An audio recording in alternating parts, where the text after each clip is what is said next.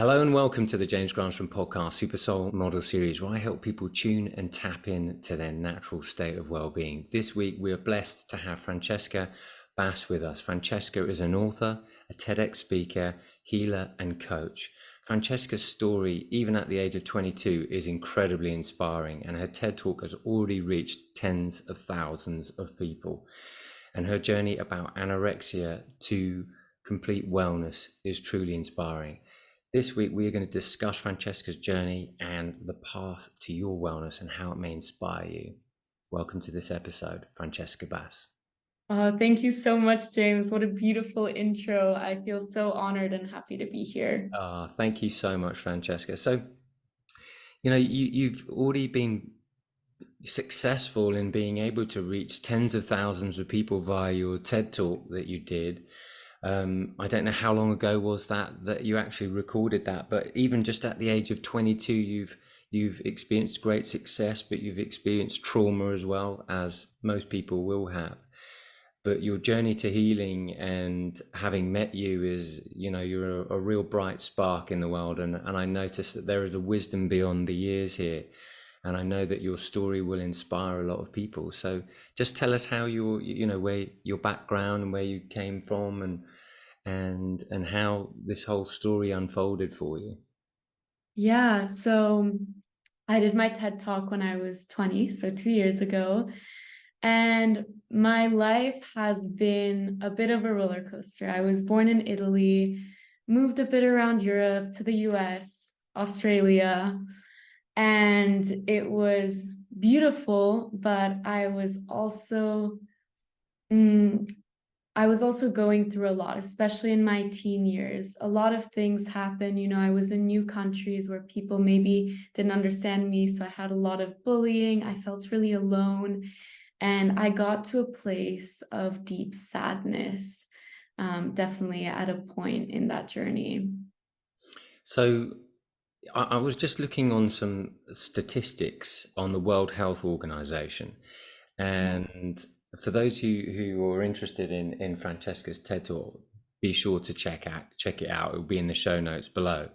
But I was looking at the World Health Notes, and one of my passions is to help people with healing, health, wellness, well-being, the mind. This is something that I'm really passionate about. And I was looking at the World Health Organization.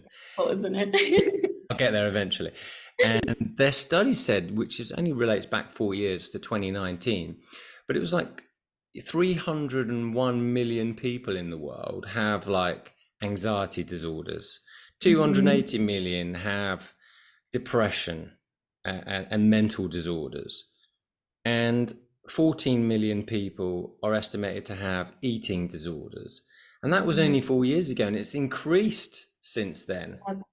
And the eating disorder, anorexia and bulimia, can actually, predominantly reach as adolescence, which can then spiral right out of control. And so if we're looking at these types of mental traumas, these mental disorders, this mental health, we're looking at a pandemic within itself that's secretly eating away at society. But you are someone who has managed to go there and come out the other side. So I guess my question is that having moved around all these different countries, did you feel that there was a sense that you didn't have much groundedness? You didn't know who you were? I mean, how did this all happen? I mean, as an adolescent, when you're experiencing these challenges, how do you cope? What do you do?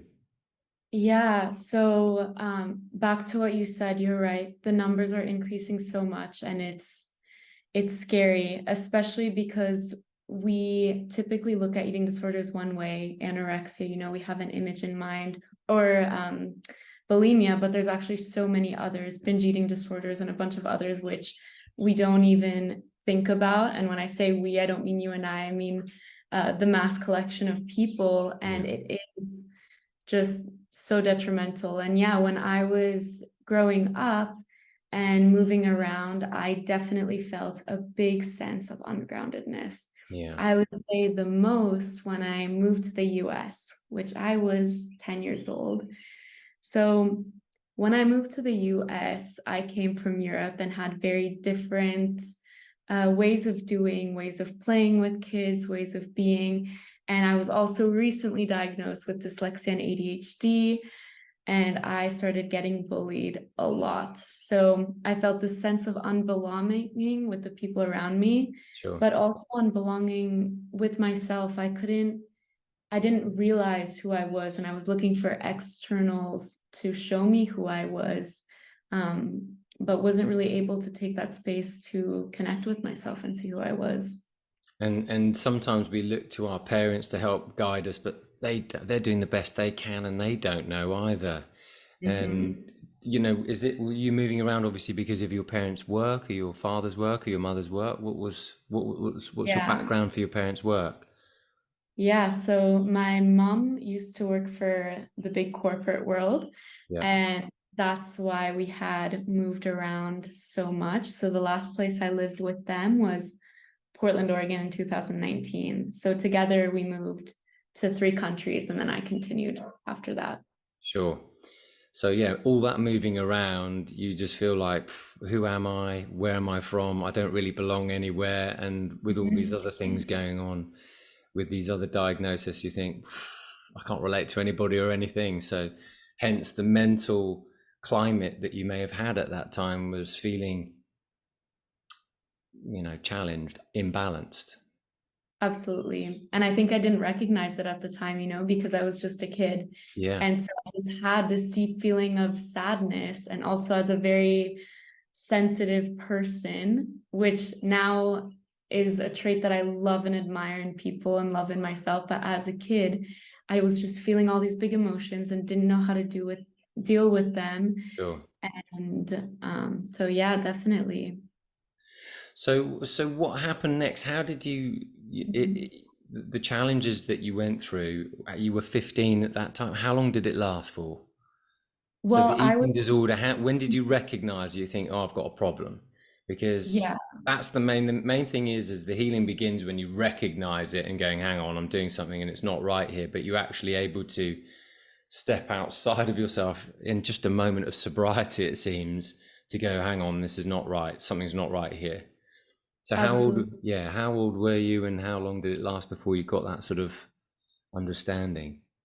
Yeah, so I would say when I started really struggling with my eating disorder, and I say really struggling because I had definitely some tendencies looking back before then, but when I was 15 was when the voice started getting louder and louder in my head, and it became harder and harder to listen to my own voice.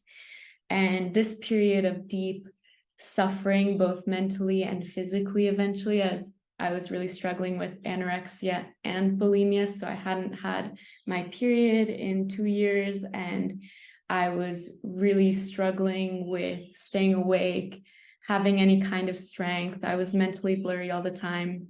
And this would go on until I was 16. And then I realized after a really traumatic event happened with that, I need to tell someone. And it's so interesting looking back at that moment because no part of my eating disorder wanted to tell someone. And this was the biggest voice in my head. Yeah. There was something stronger than it, just saying, you need help.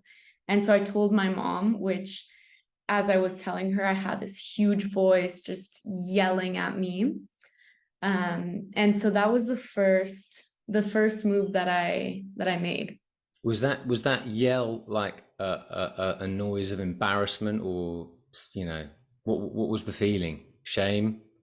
Yeah, I would say the biggest feelings was definitely shame, Yeah. um, a lot of sadness for my parents, because I know my mom really had worries about this. And so I felt bad that I was putting this on them. Yeah. And also this, well, what does it mean now if I tell someone? Because I don't want to recover. Like I thought that I was, doing great, even though I was struggling and suffering so much, because that was the first time that I felt I had control, which was completely a false sense of control. Sure. But that's what that voice felt like it gave me.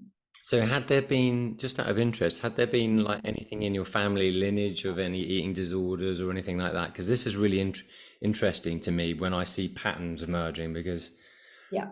so has there been any Oh, patterns in the yes. family? Right, okay. Absolutely. Like in my mom's side of the family, Yeah. it has been a generational trauma and regurgitation of very similar struggles. And my mom and Funny. I are working on breaking that cycle.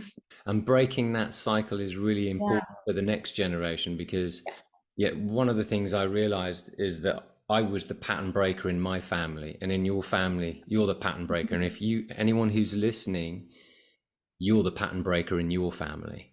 And Mm-hmm. breaking the patterns of the past, of the family lineage, where things that are negative or traumatic, they need to be dealt with by you, because once you've done that, you've cleaned the line for the generations to come. And that is a really beautiful thing, but it takes a really brave and courageous soul to want to actually do that. And it's only if you're willing to face those traumas and challenges head on that you will actually see the light on the other side. You'll see the light through the trees. And so anybody who's listening, I really, and to Francesca especially, I'm like in awe, because I've had to do that myself with my drinking and my own addictions, to look at myself at near death experiences twice, to go, hang on, I'm not afraid to speak my truth anymore. Yeah. And in doing speaking your truth, you set yourself free and you set your family free, the people that you love the most, and you actually help pave the way for everybody else.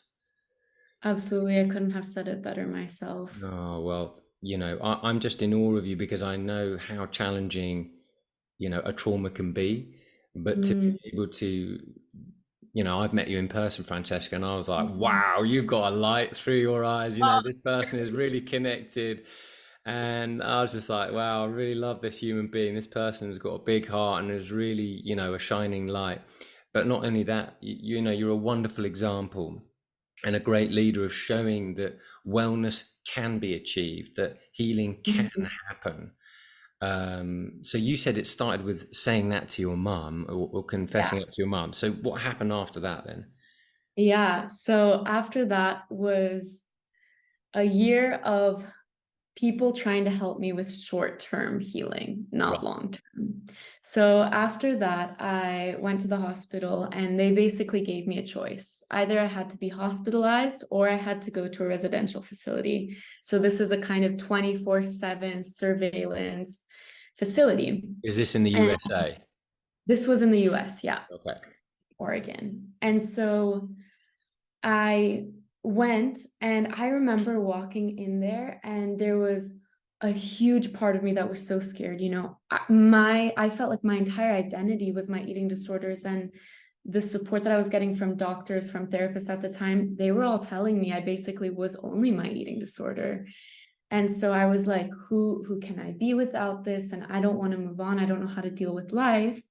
But there was a small part of me, a little glimmer, that was relieved. So I would go into this clinic, and unfortunately, it was terrible. And when I speak and have spoken to different people about eating disorder facilities, there's definitely some gems out there.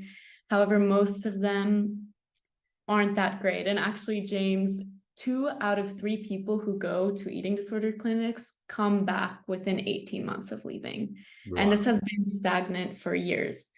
So clearly there's something wrong there, and it's bigger than the clinic itself. I think it's more a part of the way in which we diagnose people. So as psychologists and doctors, we diagnose people with the DSM-5, which is this criteria book to diagnose different disorders. And it has a lot of problematics. As you can imagine, one book for the whole world, all of us having such different cultures and ways of being. But the biggest thing is this book looks at extremities. And also when it came to anorexia, everything on the diagnosis sheet, except for I think one thing, is either behavioral or actually physically based. So for behavior and physically based things, of course, you're going to change in the clinic because you're going to have to eat a certain way. Otherwise, they take certain rights away from you and you have to act a certain way. So of course, those things are going to get better and we want those things to get better. But when you're not actually working on long-term healing and what's lying under the disorder, of course, people are going to fall back. Yeah. So it's basically like getting to the root of the problem. Now, one of my mentors that I've had like through reading, I don't know how many thousands of books I've read, is Louise Hay. And I've got this book and I use it as like a little bio. It's called Heal Your Body. Your body. This book by Louise Hay, you know, it gives you a list of all these different types of emotional challenges that come with a physical ailment. So when looking at physical healing, you have to look at the emotional cause. And one of the causes of anorexia is eating away at the self. And it's quite interesting, the logic behind that. It means that you're disowning self. It means you are not loving self. Your fear of your own physical form and who you are. And that is the root of how it all comes about. I'm super interested because if that's where you were, what did you start doing to flip the switch? Because the person that you are, I couldn't even imagine that person, that other person that you were to who you are now. This is what I find absolutely fascinating. When people meet me and they go, "Oh, James, you look like really healthy and vital and alive and energizing," they couldn't imagine the type of lifestyle I had prior to that. They just, I couldn't even imagine you with a cigarette in your mouth or, you know, doing the types of rock and roll lifestyle you have, because I'm not even the same person. You know, the essence is there. I'm not going to say that I didn't have fun, but what I am going to say is that I far prefer the person that I am now than I was then. And it feels like a different lifetime. So what did you do? What was the healing process? You went to the clinic. Yeah. Not so much joy, it seems. So yes, what happened? I went to the clinic and then it would be months, maybe 9 months of trying different things, nothing really working because everything was working along the lines of how do we cure the DSM-5 criteria? Wrong question to ask, isn't it? Wrong question to ask. And so what is the question to ask? So if anyone's got a challenge, what is the question that you should ask? Because you ask a good question, you're going to get a good answer. Yeah, absolutely. That's a great question. Well, I guess I will tell you the question that changed my life. Yes. And I am so grateful to this question and this person. And the aha moment is gonna come in different ways for different people. But when you feel that aha moment, hold it and explore it. So after going to these different clinics, I found my angel, my psychologist, Amanda. When I first met her, I hated her because I knew she could actually see me, not pretend to see my eating disorder, but see me, which was super scary.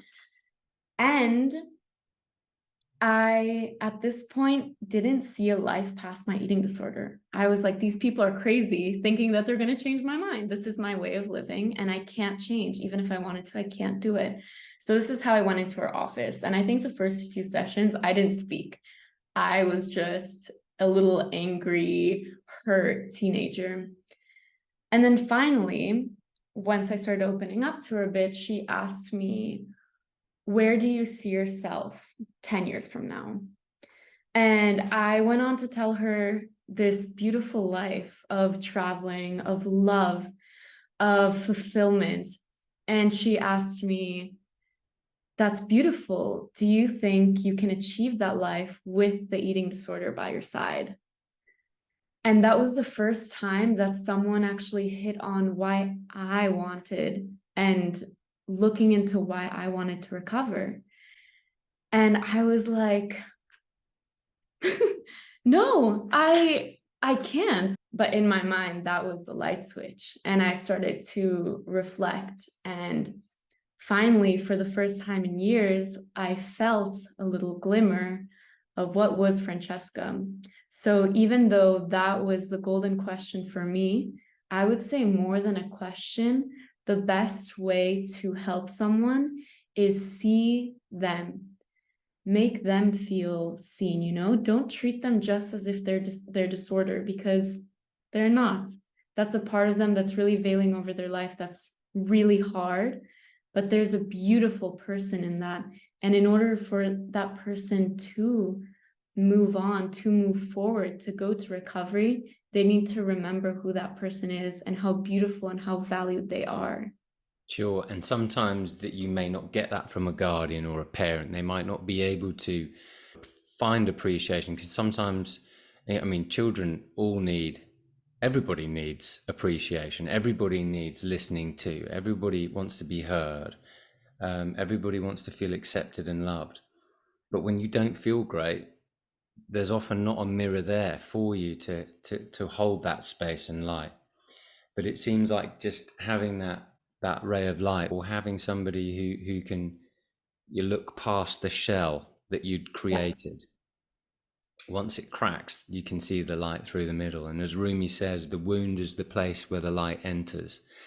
So Amanda was able to see through the wound, and then the light could enter and the healing could begin. Yeah, absolutely. And, you know, for people out there, whether it's an eating disorder or whatever it is you want to heal from, I think a really important reminder is that everyone needs a different kind of healing, right? And a different kind of psychologist. I always say finding the right psychologist is kind of like dating. It takes a lot before you find the right one. Yeah. James, like the psychologists that I saw, some of them were so triggering. Other ones, there was this one who kept talking to me in bird analogies.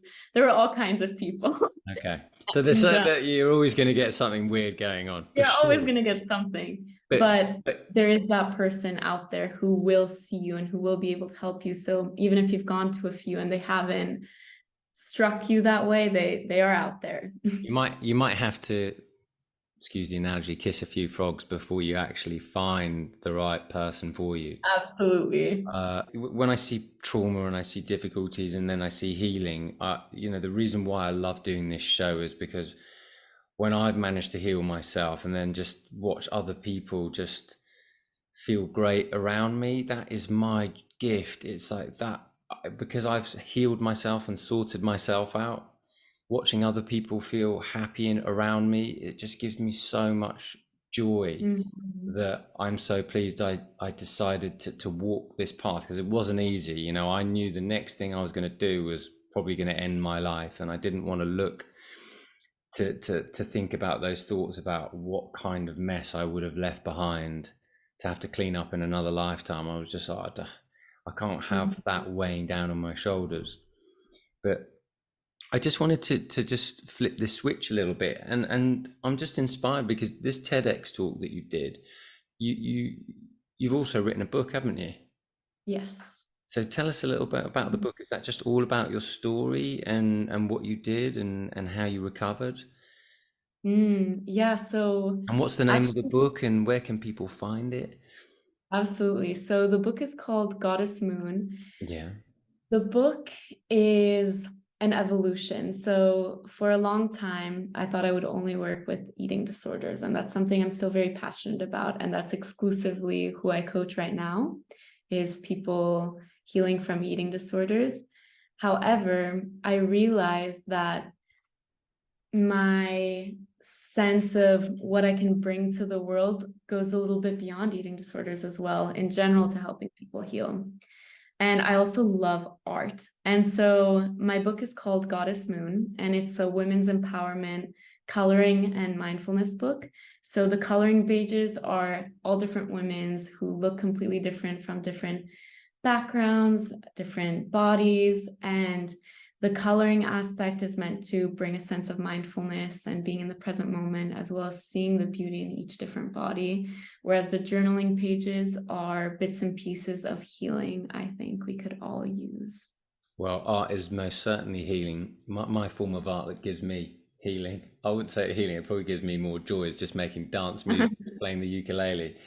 Oh, beautiful. But, you know, whatever it is for you, you know, it might be creating, you know, building, it might be, it could be a host of things. Writing, it could be, Mhm. painting, drawing. I've even just started trying to draw now, and I'm like, I've never really drawn, but I Yeah. started actually looking at some videos, thinking, I've got 5 minutes. Let's just try a bit of sketching, because I'm intrigued to see what we're capable of.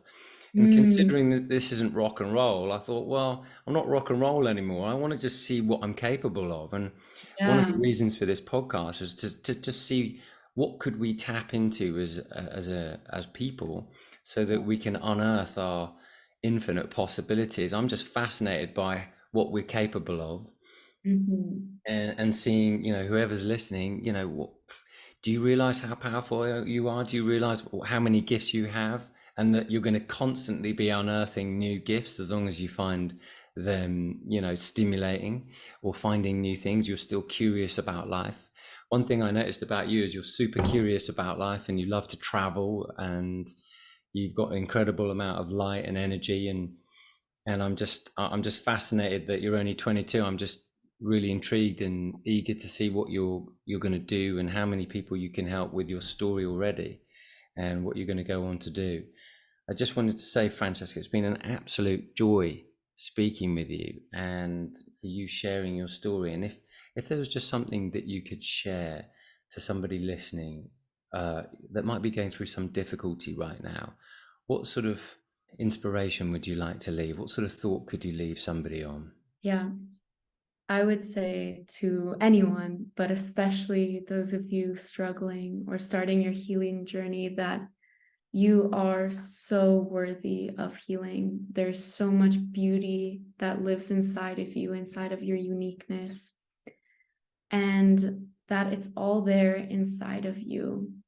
Maybe you just need someone to help you clean the mirror a bit, to reflect back to you and to support you in your healing journey, and remind you again of that beautiful person that you already are, and that dream life that you have, it's out there for you.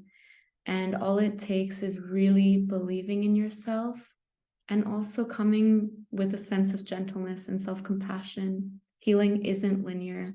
It's about one step at a time. And if you take a little step back, you're not at the bottom of the staircase. It's just one step. Francesca, it's been really soothing and healing, and beautiful to speak with you.